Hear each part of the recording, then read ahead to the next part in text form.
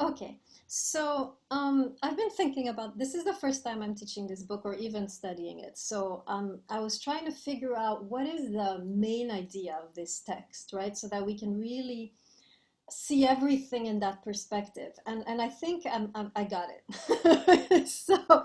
So here's what I'm sensing, right? What we talked about last time, remember?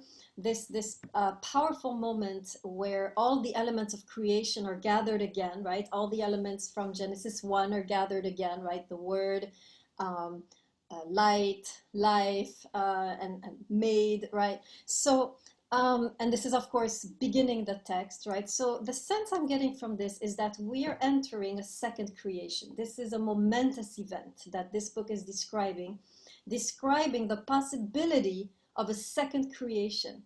And by which he means, and we'll see that throughout the text, the reception or the receiving of a second breath, right? Remember in the creation story, we had God taking the earth and molding it and then breathing into it, first breath, right? And this has been our life breath and so forth, right?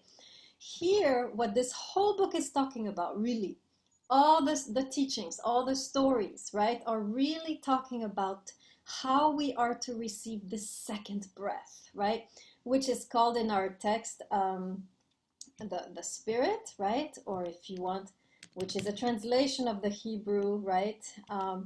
Ruach, which we talked about, right? Which is the Ruach, which is in our creation story, right? The Spirit of God, right, is hovering over the waters in the creation story. And now we have this Ruach being blown again, right? Second breath. Ahmad is asking if it is eternal. That's a good point. Yes, I mean, I don't want to sound like you're right. There is a different quality to this breath, right? And Jesus does talk about life eternal, right? So there is an element of it is. I have noticed that, right? It is substantially different, ontologically different breath. Our breath now, you know, like the Hevel, right, doesn't last, right? We saw this in Book of Ecclesiastes. Here we're talking about a lasting breath. Okay, um, so yes, I think this is one of the elements, right? I'm looking more in terms of here and now, how this breath is different and what kind of life can emerge from such a breath. But here we are really talking throughout the book about the conditions. Make sure you write this down, right? Let me put it in the chat. This book is about the conditions of possibility, right? What should we do? What should be our stance, right? Of receiving this second breath, right? Which is even more powerful than the first, apparently, right? We're going to talk about what this breath is capable of. And we actually see, by the way, how this breath functions, right, in the life of Jesus, what he's capable of, and in turn, what we should be capable of, right, if we receive this second breath. Okay, so in the book, I have noticed that there are two things we need to shift in ourselves in order to receive this breath, right? And I've seen that it has the structure of a breath itself, exhalation, inhalation, right? We have to learn to breathe differently. Let me explain. There are two things we learned, and we saw that last time, right? Number one, we have to learn to pour. Remember, we talked about this last time. I would say we have to learn to exhale. In other words, and I'll just remind you briefly what I meant by that last time, the ability to give of yourself, right? Even if it's limited, even if what you have is not enough, right? You pour. And I'll say a little more about that right now. But then we also have we also have to develop the ability to inhale, to receive. And for this, we have to make space. We have to expand and we have to be flexible and open. And this is one of the teachings we're going to have today, right? With Nicodemus and the Samaritan woman. How do we expand, right? So these are the two conditions of possibilities. These are the two prerequisites. These are the two attitudes we have to learn. To exhale, give what we have, pour what we are, even if it's limited, even if it's not enough, and then the ability to receive, to expand, to have something new come into our lives. Okay, and once we are able to both exhale and inhale in this new way, we apparently, right, according to the text, we can become the recipients of this powerful second breath, right? And experience this second birth that Jesus is talking about later on, right? Okay, any questions on this? Does this make sense? Are we good so far? Put your hand in the screen if you're following me. Okay, so just a few words about last time, and then I'll go in your questions, which were super good, right? So I just wanted to add a few words to clarify this, this beautiful story of the wedding in Cana, right? Which is about pouring, right? This is the exhale, learning to exhale, right? Pouring.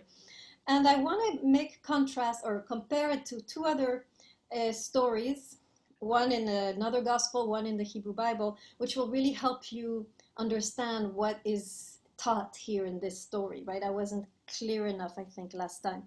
I'll start with a story from the Hebrew Bible. I always get this wrong. I don't know which one it is. The Hebrews are standing by a body of water. I think it's the Red Sea. I believe they are taught to walk in before the waters ever parted. Red Sea or Jordan River? The Red Sea. Red Sea, Jordan River, they also had to walk in, didn't they? I think it's split before, or maybe the priests went in Yeah, I during think the there. priests went in and they had Maybe the water coming up, right? for yeah, I think that was the And Jordan. it Yeah, was super scary, right? So, okay, both cases, right? The sea doesn't, they're not sitting there chilling on the beach and then Moses goes with his wand, right? And then poof, makes the sea, right? Like in the cartoons, right? No, they have to walk in looking idiotic, stupid, crazy, insane. They don't, I mean, vulnerable, fragile, about to kill themselves, right? They have to walk in. And only once they've walked in does the sea split. And it's the same in the Jordan River. The priests go in first. They go in, I think, to the middle and then it splits off. I mean, you have to understand how scary and absurd this must have felt for the Israelites, right? They just come out of Egypt. On one side, you have Pharaoh's army. On the other side, you have the sea. And Moses is like, go in. It's a suicide. It's a mass suicide, right? And whoever went in, there's a certain mindset that you have to really be that insane and that crazy, right? This is, I think, what is being taught in this story, right? Poor. What you have is not enough, right, to save this marriage. It's not enough to save this child. It's not enough to save your family. It's not enough to succeed in school, but you're pouring what you have. And as you're pouring, you are receiving, right? This new power. This is the, remember, as you exhale, you're able to inhale the wine, right? The water turns into wine. In other words, your efforts turn into fruitfulness. That's the idea here, right? Of that story. Your efforts, no matter, right, how limited, right? If you persist, they will turn into fruitfulness. That's the main lesson, right? Human existential lesson. But it's a miracle because how are my limited efforts giving fruitfulness? It makes no, when you think about it, I mean, it happens to us all the time. I'm sure a lot of you have done your best and you're like, I don't know how I did it, but I made it. I don't know how we survived, but we did, right? As a family or as a parent. And this powerful, um, how shall I put it? By pouring what you had, you have made space for this force which has transformed the situation, right? In other words, there has been a miraculous transformation which occurs only because you have poured what you had, right? Okay, so that's the first way of seeing this. The second way is a very beautiful story in another gospel where Jesus is in a remote place. A bunch of people followed him there, and he's been teaching them all day. There's around 3,000 people, and it's evening, and no one has eaten. And the disciples are like, look, we need to let these people go home so they can eat. And Jesus is like, no, you feed them.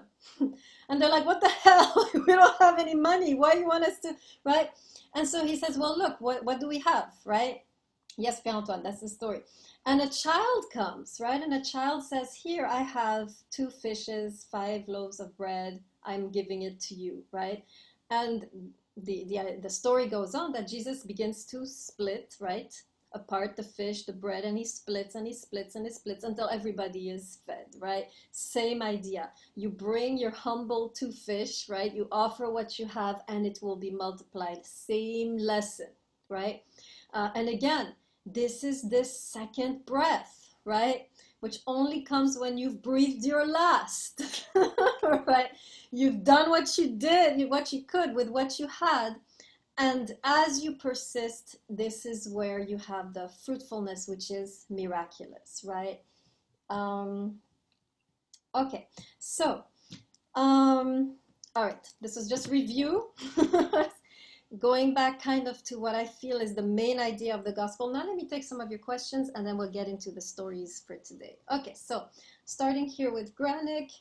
Hadn't noticed that, but he mentions really interesting the notion of the mother's womb that Nicodemus has to re-enter. Perhaps, right, teaching from the mother's house, right? Jesus is using a feminine metaphor, which the Pharisee, who is from the father's house, is clearly struggling with, right? And the struggle, of course, and Granick is right when he says, well, he's smart, he should get it, but I think the struggle comes because Jesus is inviting him to leave behind father's house teachings for mother's house teachings, right? I think that, and you're right, that's the struggle, right? He's coming from a paradigm and Jesus is trying to shift his paradigm and he's resisting, you can sense in the story, right? Very good. You also asked Granick, why is Jesus so special?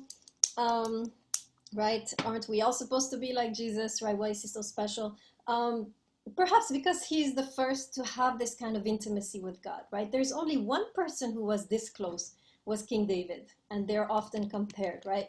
David was also somebody who had a very intimate relationship with God, and you can sense that in the Psalms, right? This is someone who is really inhabited by God, right? You can, and David talks about, I think in one of the Psalms, Psalm 51, when he's repenting from killing, what's his name? Uriah, right? He's saying, don't take your spirit from me, right? Meaning the spirit was there. So King David actually was one of the rare biblical figures to have this kind, to be this kind of indwelling for the spirit in a lasting way.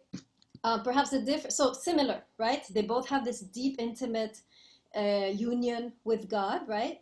And they're usually compared, right? The main difference perhaps is that Jesus has one that is constant. David would go up and down, right? He would be filled with the Spirit and then filled with transgression and then again filled with the Spirit. So he had his moments, right?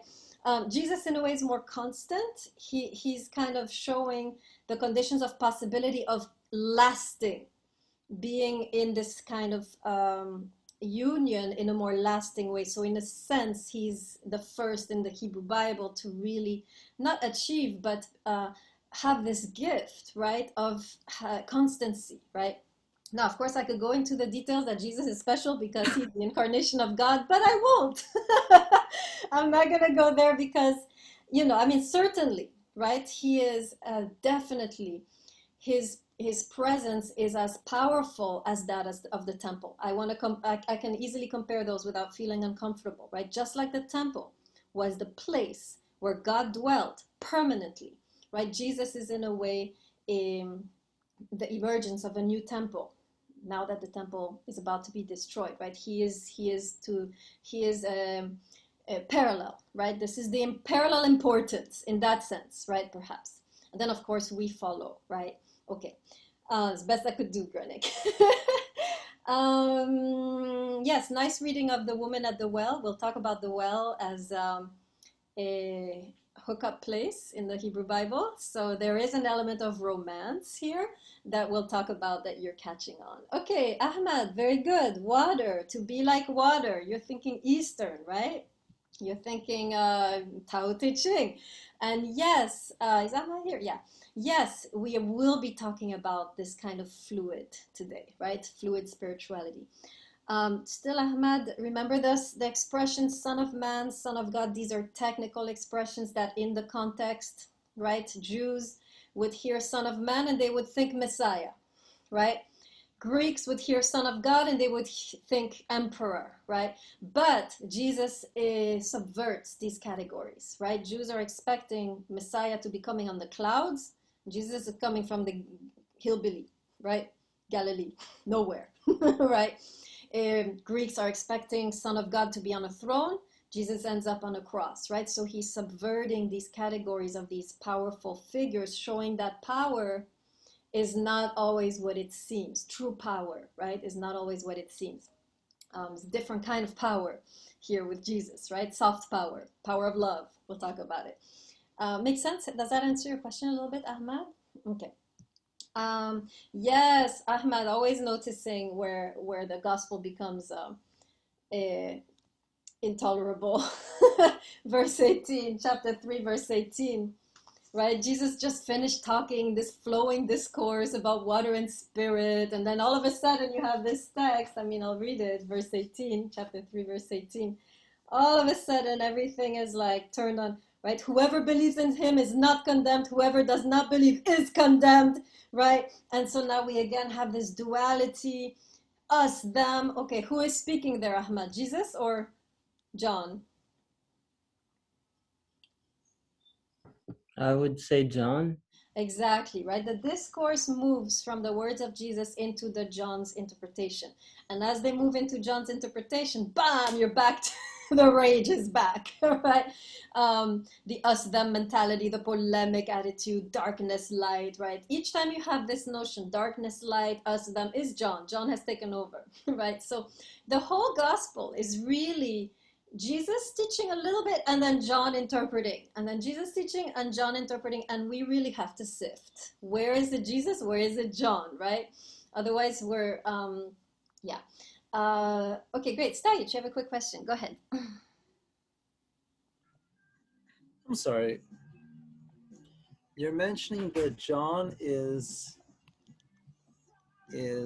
speaking instead of Jesus, or John is speaking, or that John is trying to remember what Jesus said, therefore he puts his tone in it.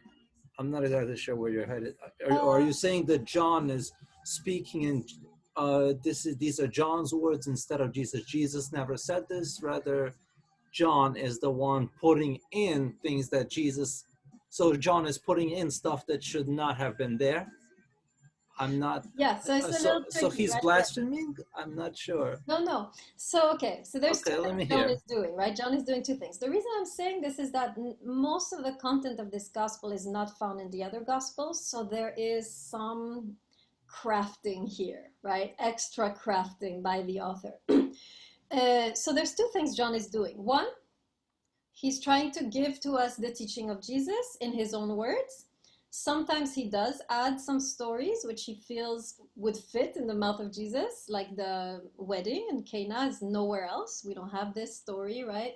I believe also, I'm not sure, I have to look for Nicodemus and the Samaritan woman. But so on the one hand, he's trying to give us a record of what Jesus said, and then he interprets, he's explaining to his audience. Remember, he's writing to a bunch of Greeks who are probably intellectual, literate, and so he's doing theology, he's explaining. But when he starts to explain, he tends to become very polemic, which is very, and Ahmad notices this, is kind of contradictory to Jesus's more inclusive approach, right? Anytime you have exclusion, this is John. Anytime you have inclusion, this is Jesus, right? The way I'm defining, the way, why I'm saying this, why I can say this, is that when you read the other three Gospels, systematically, the teachings of Jesus are inclusive, right? So I get the sense of his personality from the other three Gospels. When I get to John, I can then sift, right? Based on this knowledge, I can sift that, okay, anytime it's exclusive, okay, this is my reading, right? You can differ and read it differently, but for me, it makes more sense to see it like that, to see Jesus here and then John interpreting, and then Jesus again and John interpreting. Okay, let's continue. Oh, thank you, Wagner. Polemic means simply like us, them, fighting, right? Okay, man, we're never gonna get to our text today. Okay, quickly, Kestenbaum.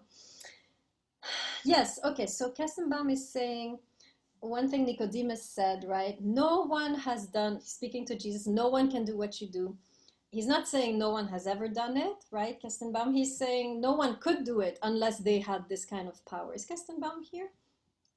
Okay, I don't think so. Okay, so that would be your answer, Kestenbaum, if you're listening to the recording later. He's just saying no one could do this unless they had some kind of connection to God, right? He's not saying no one ever did this. Many other people did what Jesus did, right? But he's saying you couldn't do this unless you had a connection. Okay, then Kestenbaum also saying, yeah, why is it so important, this new teaching by Jesus, right? And this is an important question, right? What's the point? We already have all of the glories of Judaism, right? We have the first, second temple, he says this, right? We have the whole Torah. We have, right? Why we need this extra revelation, right? And remember, I mentioned this, right? We are about, the whole old system is about to be dismantled by the Roman conquest, right? When the temple is destroyed in Jerusalem and the Jews are dispersed, it marks the end, right? It marks the end of an era. And I believe what Jesus is teaching is how to internalize the Jewish teaching, right? How to internalize spirituality so that we don't need a temple anymore. We are the temples, right? Is this making sense? This is extremely important, his teaching for the new era that will occur when the temple is destroyed. And what's left? What do we do? Where is God? Well, God can now access and dwell within each one of us. We can become little temples spread out throughout the world. It's an explosion. I mean, you have centralized light with Jerusalem. Everything is there. Path. Now you have, it is like Kabbalistic interpretation. You have an explosion of light, and all this light now can be carried by each one of us. We can carry a spark of this light that used to shine in Jerusalem, and we bring now the light into the furthest recesses of the world. Does this make sense? Are you following me? How crucial, right? The teachings of Jesus are, particularly at this time, in order to teach us how do we internalize, how do we become temples, so that when the temple is destroyed, you know, the presence of God can continue to endure in the world. Remember, the destruction of the temple means God is no more present in the world. Complete eclipse, complete absence of God. That's what it means, right? Historically. This is why Jesus is saying urgently, we need to become temples so that God's presence can continue to endure in our individual body temples, right? Okay. And yes, Kestenbaum is complaining that the text is cryptic. Yes, it is. I agree. I think Ahmad is struggling also, a few of us, right? We have to decipher. This is a text written for a Greek audience of intellectuals, and there is initiation needed to really grasp, right, these concepts. Good job, Morales. You're really getting it. Williams, I appreciate how you are thinking that Jesus sounds cocky. He does, you're right. I think, yeah, he has a certain authority, a certain ease, you're right, which can come across as cocky. Alim mentioned something about the serpent. I'm going to skip that for now. Maybe Alim, afterwards you can stay, or a few of you can stay, talk about that. Okay, let's get in the text. I have like 20 minutes left. Okay. This is interesting. These two texts, I'm reading them together, right? The woman and the Pharisee. It's the title of our section. Now, what I noticed is that these two texts are parallel. They're talking about the same thing. There are a number of parallel motives. The author is putting them together, right? And what's fascinating is the two characters. You have a Pharisee who's part of the elite, right, of Jewish spirituality. And then you have the worst. Not only she's a Samaritan, which means she's, kind of mixed blood, all messed up spiritually, but she's a woman who had 5 husbands. So, like, she doesn't have a great reputation. In fact, she's showing up by herself, right? So we have this contrast, and it always struck me as very powerful, the way that Jesus speaks on the same level to both of them, right?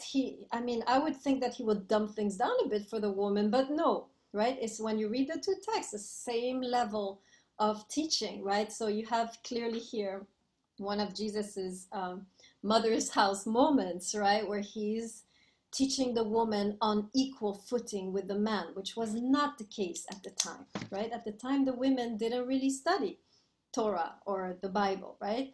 They had another purpose, right?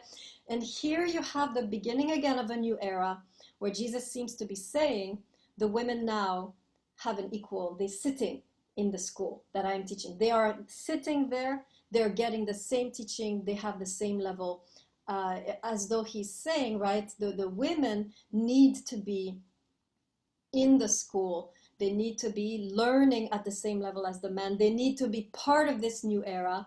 And in fact, he had many women disciples, right? Sadly, after he died, Christianity and, the apostles kind of, went back to a male-oriented community, kind of pushed aside. When you read, by the way, the Gospel of Mary Magdalene, which is an apocryph, of course,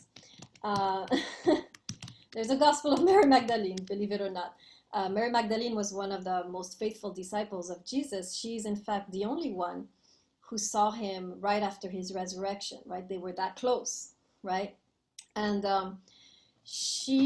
her gospel talks about how she was marginalized by the other disciples, especially Peter, which doesn't surprise me, right? Knowing Peter's personality. So the women were eventually marginalized from the movement. And now, of course, if you go to any church, I mean, women are still fighting to be priests or pastors, right? So there's been a complete distortion of this original plan, right? To have both women and men receiving the same quality teaching, right? So anyways, that was my spiel on that. I had to say it. Okay.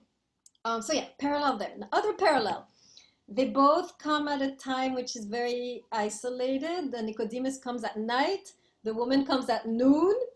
Noon, you don't go draw water at noon. At noon, everybody's home. It's very hot, right? You come early in the morning, you come late in the afternoon. Noon, no one's around. Everybody's sleeping at home, trying to recover from the heat. So if she's coming at noon, it's also kind of secretive, right? So both are kind of secretive, right? And finally, both texts have this teaching of water and spirit. Both concepts are present in both texts. Now again, water, spirit. Where did we see this before? Juxtaposition of water and spirit. Somebody? Which text talks about both water and spirit together? You should know this by now. Yes, who raised their hand? Let's see. Granite, go ahead. Genesis 1. Yes, again, back to Genesis 1. Why? Because John is the second Genesis 1. That's why it keeps on referring back, right? Okay, you have a famous saying in Genesis 1, right? And the Spirit hovered over the water. The two are together. Creation. Again, if he's talking about water and spirit, you know he's alluding to Genesis 1 and he's talking about the second creation, right? Which we'll talk about. And of course, the conditions of possibility of receiving this. This whole gospel is pointless unless we really sit down and think, how can I get this? Me, right? The gospels are not an intellectual exercise. They're not a theological debate. They're practical. They are about second birth, second spirit, second breath. And the key question we should have as we're reading this text, trying to constantly find out, how do I receive this second breath, this second birth? When you get to my age, you'll see how relevant this idea of second birth is. But in any moment, right? But as you get older, you really start to appreciate, right? This notion of second breath, second birth, new beginning, right? And this is what's going on here. And the key question that we should urgently hold in our hearts is, how do I get it? What do I have to, who do I have to be? So that's what I want you to hold in your head constantly. How do I get this new birth, this new breath, this new life, this new destiny, this new future, right? How do I get it? Okay, let's go to Nicodemus. Okay, so let's talk a little bit together. Let's try and interpret together a little bit. You have concepts that should remind you of the book of Ecclesiastes. So, Jesus says, right? First thing he says, no one can see the kingdom without being born again. Okay, here we have the notion of a second birth, which Nicodemus is struggling with because it's mother's house concept, right? And then you can sense his resistance. He says, how can one be born again when one has grown old, right?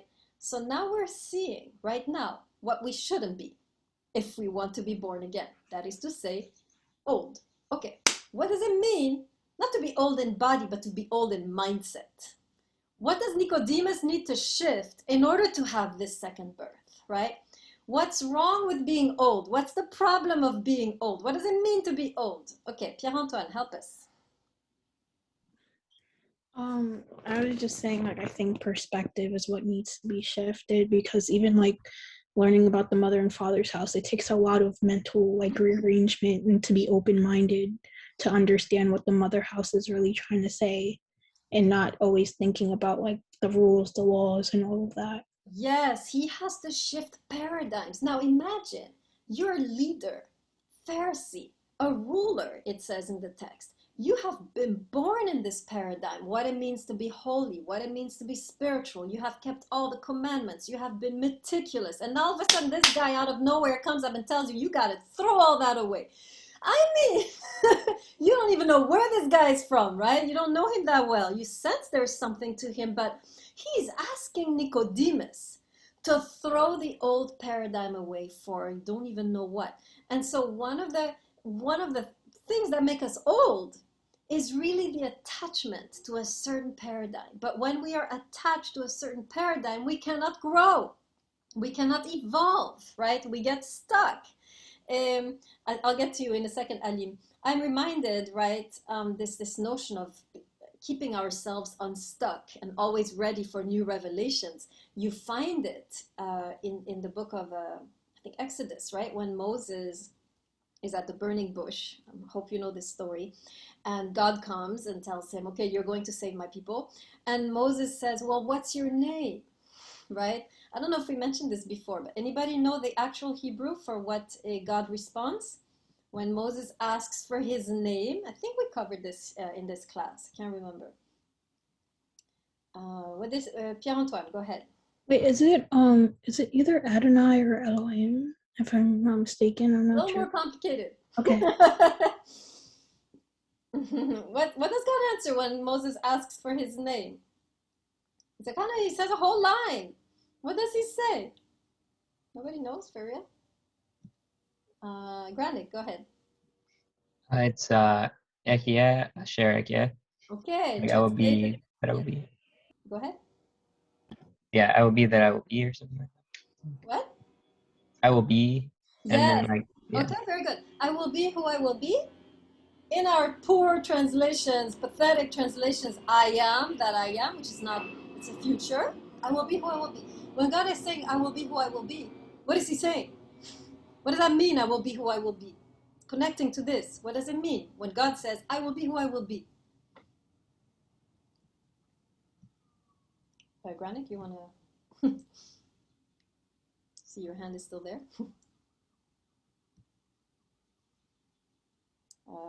Ali, what does it mean? I can kind of take a shot at this. I mean, this is just from my interpretation, but maybe he's just saying that he can't predict what he will be in the future. So he's just going to be what he will be. And I guess everyone else has to deal with it. Yes, it's not like I am this and that's it. I am set in stone. You will. God is saying, I will always be something new to you. I will always reveal something new to you. And you have to be ready to leave the old in order to find the new. So when Jesus is saying, right, you have to be born again, he's very close here to this ancient definition of God, right? Self-definition of God, where he says, I will be who I will be. And Jesus is saying, you have to be ready to move from paradigm to paradigm to paradigm, from vision to vision to vision. You cannot get stuck here. You're stuck. It was good for a time. Now I'm inviting you to a new vision of what it means to be spiritual, what it means to be a child of God. Are you ready? Can you do it? Or are you too old, right? Quote unquote. Alim, you had something to add, and then stage. Alim, you mentioned something about old, I think you wanted to talk about, or did you forget? Oh, no, Pierre-Antoine basically said what I was going to say, so. Okay. Anybody else want to comment on what it means to be old? So Granik said stuck, right? Stuck in, I don't know who said that. Pierre-Antoine, sorry. Stuck in the old paradigm, right? What else does it mean to be old? Old people, usually, what do they tell you, which is so annoying all the time? When they give you advice and then they tell you, listen to me because... What's the reason we should I'm listen? wise. Sorry, what? Williams? I am wise. Yes, you should listen to me because I know better than you, right? To be old is to know better. To not be old is what? What does it mean to not be old? To learn and experience. Yeah, to not know, right? He's telling now this guy, Nicodemus, who is a scholar, right? He knows probably chapters by heart in the Hebrew Bible. He knows all the commentaries, and he's saying, you need to stop knowing. Be like a child, right? Jesus, in many of his teachings, in the other Gospels especially, talks about becoming like children, open, curious, trusting, flexible, not knowing, empty, right? That's now we're talking about the inhale, right? How do I inhale this new breath? We have to kind of stretch, right? Become like children again, flexible, open, curious. This is the condition of possibility. We can't be stuck in an old paradigm, right? That's the main teaching here, right? Very good. Yes, exactly. Yes, Stajic, in the chat I'm seeing, right? You have to be super humble to be listening to a 30-year-old Galilean hillbilly, right? So really, I mean, he must have made an impression. And it says a lot, by the way, about Nicodemus, right? For him to humble himself and come and ask, in a way that isn't, arrogant or, and later, by the way, Nicodemus, we find him again, right? He comes out of the closet, so to say, right? And becomes one of the disciples, right? I think Nicodemus, actually, before that, he reappears when Jesus is tried by the Sanhedrin, and he is actually one of the voices defending Jesus, right? So there were a lot of Pharisees at the time, actually, who were sympathetic to Jesus, right? Were intrigued, and who stood up for him. We tend to say, oh yeah, the Jews killed Jesus. Okay, number one, it's the Romans who killed Jesus, and number two, they were split, right? It's not all Jews. First of all, the people were all over Jesus, so it's not them. And even among the rulers, among the Judeans, right? You had a split. You had people who really were intrigued and interested, right? And you had people who weren't. So there was even there 50-50, right? Okay, now, do we have time for the Samaritan woman? Okay, let me get a few questions before we go into I don't have too much to say about the Samaritan woman, but any questions? Anybody need a clarification? Are you getting this? Are you guys feeling it? Okay. All right, Samaritan woman, interesting. The well, right? Jacob's well, in fact. You would see the direction where this is going if you remember another story where Jacob was by a well, where Jacob and well are together. Anybody remember that story where you have Jacob and well? In the book of Genesis? What happened between Jacob and a well? I know you know this. All right, let me help you. Where did Jacob meet Rachel? Goldstein. When he lifted the stone off the well and the water, I believe, rose to his feet, so they were able to fill up the jugs. Yes, so the water rising, that's not in the Bible, it's in the tradition, but yes, he did lift the stone, right? So Jacob's well, you're thinking immediately, the reader, if you're familiar with Jewish history, you're thinking romance. This is the only text, by the way, one of the rare texts where you have love at first sight, right? You really have this powerful attraction between Jacob and Rachel at the well. And in general, the well in the Hebrew Bible is the place where people meet their spouses, right? This is where Moses, right, met Zipporah. This is where, what's his name? The servant of Abraham, I forgot his name, met Rebecca, right? So the well is really a place, it's like the corresponding today of the bar or the nightclub, the well. Okay, now here you have this woman, single, and this man, single, talking at a well. What's going on? What's in the air?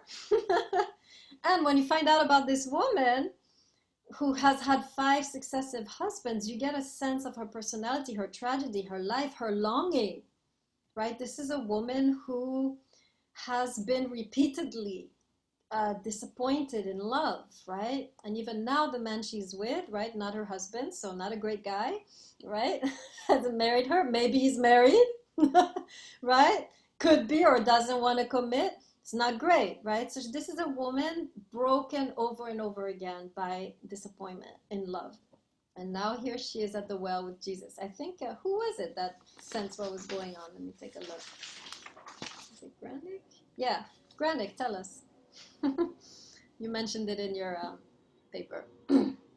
Yeah, I guess I was thinking that it represents like sort of she has to open up to having like really sort of like quote unquote like a romance with God, I guess. Like, Exactly. you know, create that union. And she's sort of open to it because she doesn't have romance with people. Like she Exactly. can't. Right. You have here the scene is set for romance, but not romance between Jesus and her. Jesus is offering her, right, the possibility of a romance with God, right? This is again the notion of the sacred marriage, which union with God, right? That she is being offered here, right? When he says, "I will give you water that it never runs out," he's talking about a different type of relationship, right? Not a relationship that will run out. This is a relationship that never runs out. You can always come and be loved and receive what you need, right? So this is really what he's talking about, is a deep intimacy with God, where God becomes your husband or your lover, where you can come repeatedly to him as a woman and receive what you need to get through your day, right? And this, by the way, she's the one who gets this teaching of the sacred marriage, not Nicodemus, right?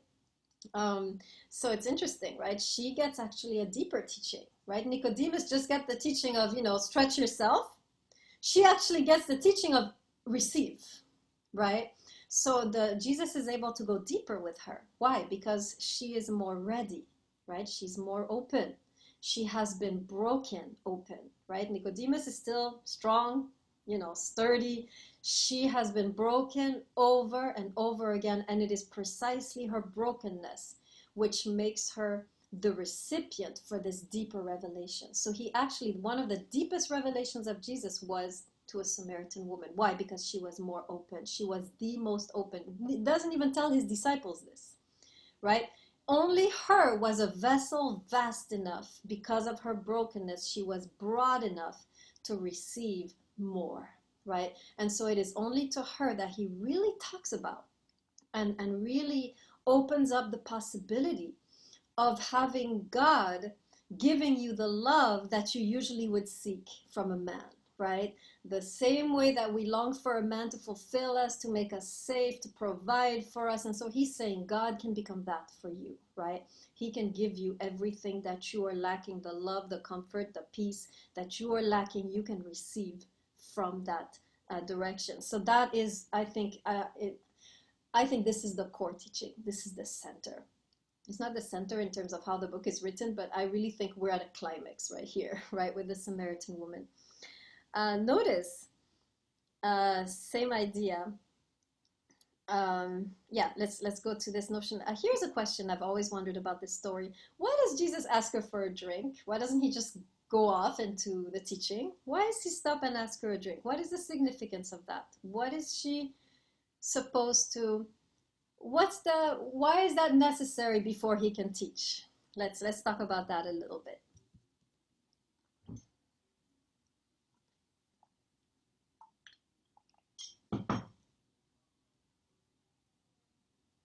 Yes, Aline, go ahead.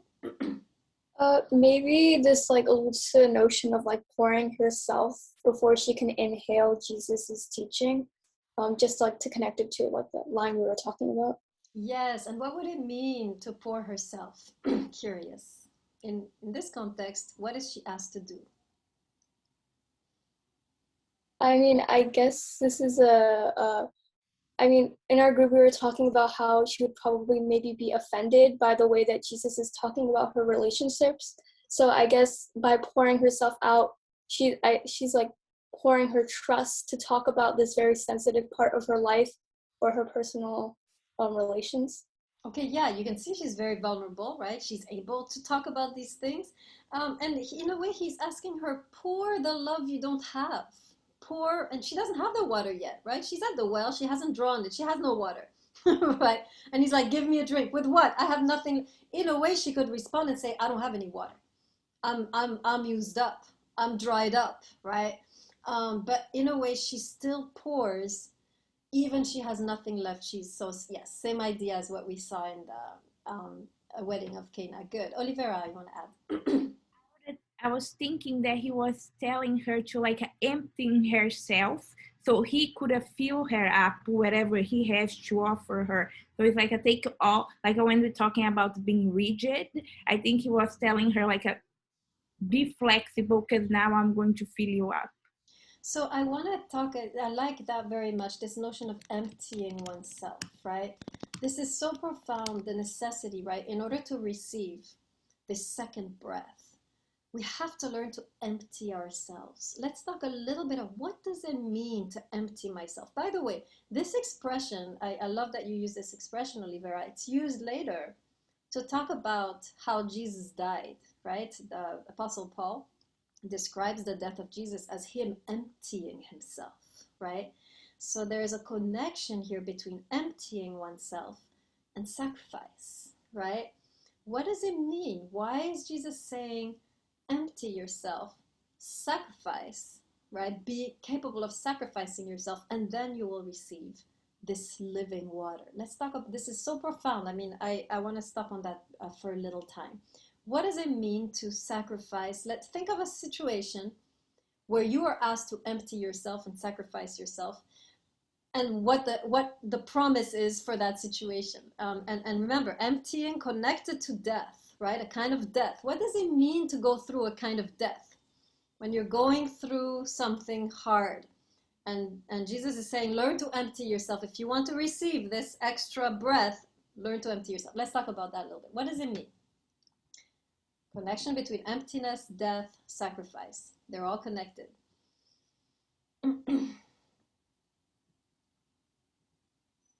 Okay, let me give you an example. Or Said, you want to try? Go ahead.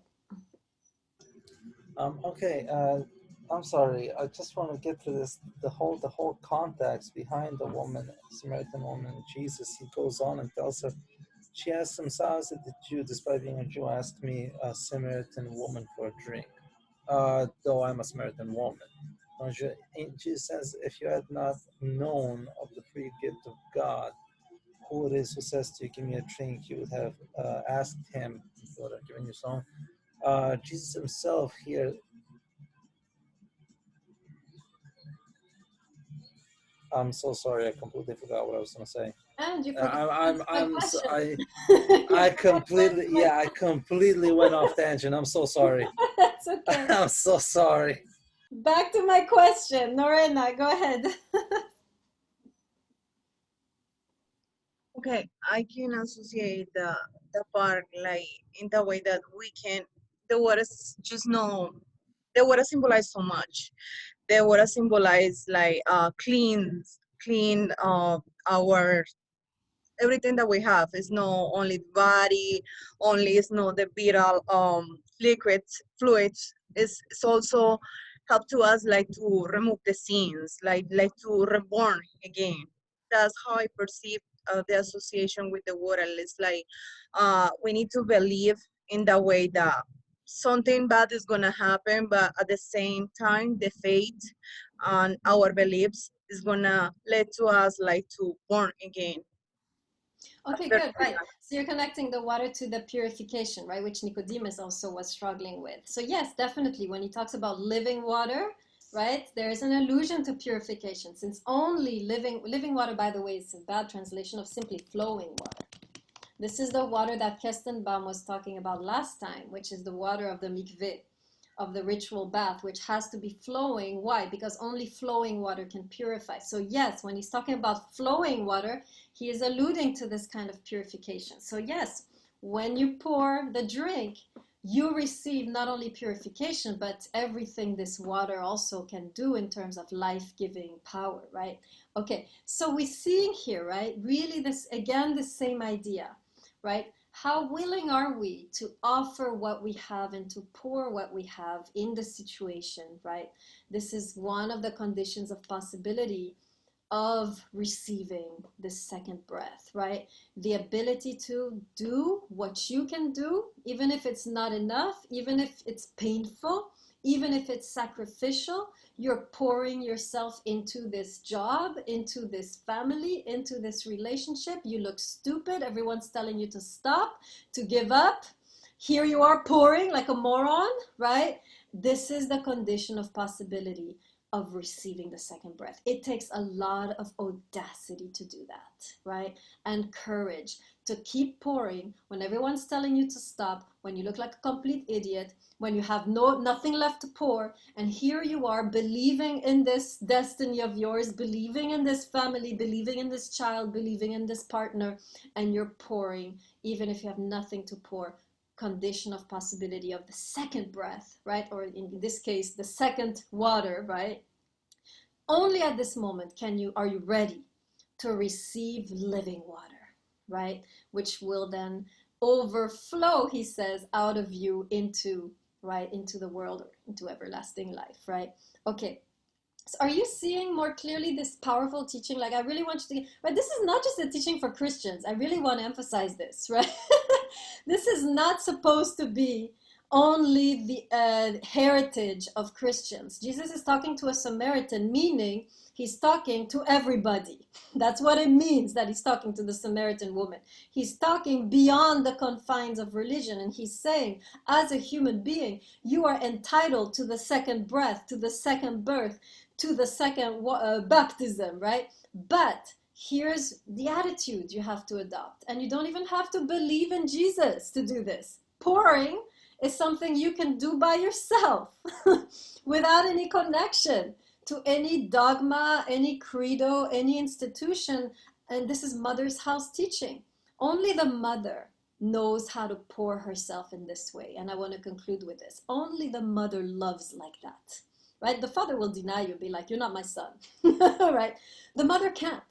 She will continue to pour and to pour and to pour, even if she has nothing left to pour. This is the Mother's House teaching. And what Jesus is saying is we have to become like mothers in all that we do.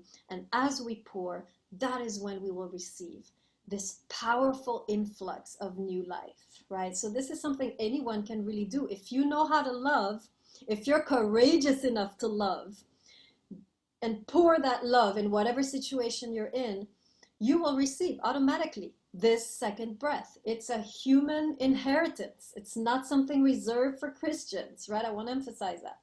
Okay, any questions on this difficult passage? Any questions? No? Okay, great. I will stop the recording. So next time, let me say it here. I want to focus. You can, read everything you want, but I want to focus on John 14 to 16 or John 14 to 17. So John, this is the last discourse of Jesus. This is his most extended teaching to his disciples before he dies. And it's very important teaching. So that's what I'll be focusing on next time. So you do your reading assignment on that for Tuesday, Monday. When do we meet? Tuesday, next Tuesday. All right, I'm going to stop the recording.